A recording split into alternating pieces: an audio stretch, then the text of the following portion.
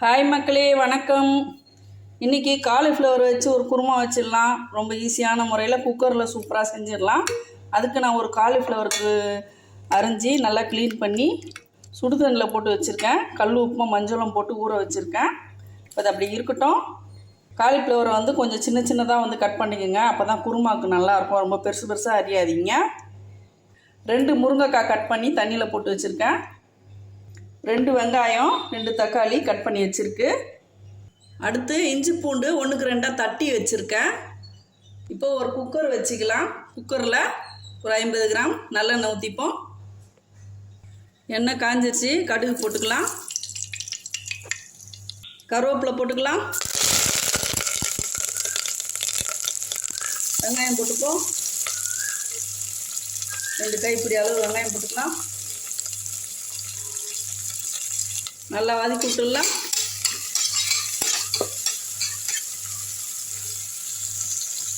Cauliflower சுடுதண்ணிலேருந்து எடுத்த பிறகு பச்சை தண்ணி ஊற்றி ஒரு முறை கழுவிடுங்க. அப்போ தான் நல்லா க்ளீனாக இருக்கும். இஞ்சி பூண்டு தட்டி வச்சுருக்கேன். 1க்கு 2 போட்டுக்கலாம்.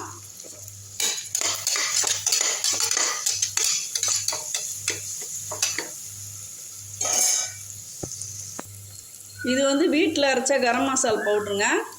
இதில் ஒரு டீஸ்பூன் அளவு எடுத்துக்கலாம். பச்சை வாசனை போயிடுச்சு. இப்போ தக்காளி எடுத்து போட்டுடலாம்.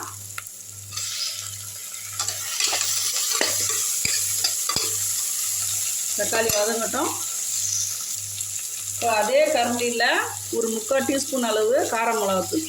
இதிலே மல்லி எல்லாமே இருக்குது. நான் போட்டு அரைச்சிருக்கேன். ஏற்கனவே கரம் மசாலா பொடி எப்படி அரைக்கணும்னு சொல்லிட்டு ஒரு வீடியோ போட்டிருக்கேன். அதில் பாருங்கள். அந்த ஒரு பொடி இருந்தால் போதும். கார மிளகாத்தூள் மட்டும் நம்ம போட்டு சூப்பராக குருமா குழம்பு சூப்பராக வச்சிடலாம். இந்த எண்ணெயிலே இதை போட்டுக்கோங்க. அப்போ தான் நல்லா கலர்ஃபுல்லாக இருக்கும்.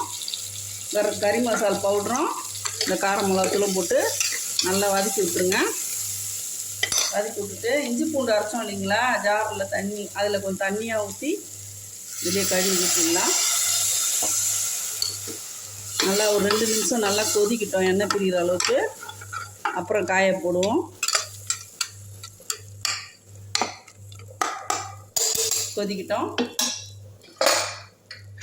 கொஞ்ச நேரம் இப்படி வச்சு மூடிடலாம். இதிலே ஒரு டீஸ்பூன் அளவு உப்பு போட்டுடலாம். நல்லா கொதிச்சிடுச்சிங்க. எண்ணெய் பிரிஞ்சிருச்சு. இப்போ காலிஃப்ளவர் எடுத்து போட்டுக்கலாம். கிட்டத்தட்ட அப்படியே கறி குழம்பு ரேஞ்சில் இருக்குங்க. இது கறி குழம்புக்கு போடுற மசாலா தான். சிக்கன் மட்டனுக்கெலாம் செய்கிற மசாலா தான். நான் காலிஃப்ளவர் செய்து காட்டுறேன் உங்களுக்கு எப்படி இருக்குங்க. இதிலே முருங்கைக்காவையும் எடுத்து போட்டுக்கலாம். நல்லா கிண்டி விட்டுடலாம். ஒரே விசில் தாங்க விடணும், ரொம்ப விசில் விடக்கூடாது. ஒரு டம்ளர் அளவு தண்ணி ஊற்றிக்கலாம்.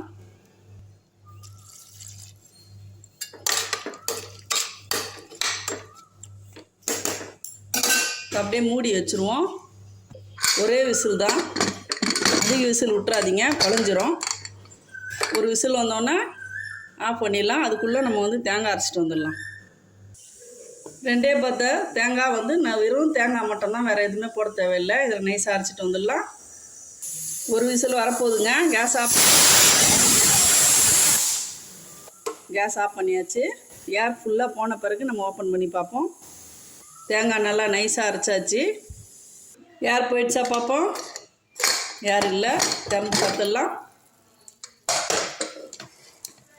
அவ்வளோதான். இப்போ தேங்காய் ஊற்றிடுவோம். கொஞ்சமாக தண்ணி ஊற்றிடலாம். ஒரு 1/2 டம்ளர் தண்ணி ஜாரை கழுவி ஊற்றிடலாம். அவ்வளோதான். பாருங்கள், முருங்கைக்காய் குழையவே இல்லை, அப்படியே முழுசாக இருக்குது. அதே மாதிரி காலிஃப்ளவரும் பாருங்கள் குழையில. ஒரு விசிலுக்கு மேலே விட்டிங்கன்னா தான் குழஞ்சிரும்.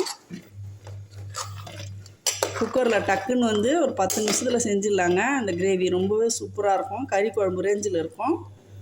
லேசாக ஒரு கொதி வரட்டும். நல்லா ஒரு கைப்பிடி அளவு கொத்தமல்லி போட்டுக்கலாம். நிறையவே போட்டுங்க.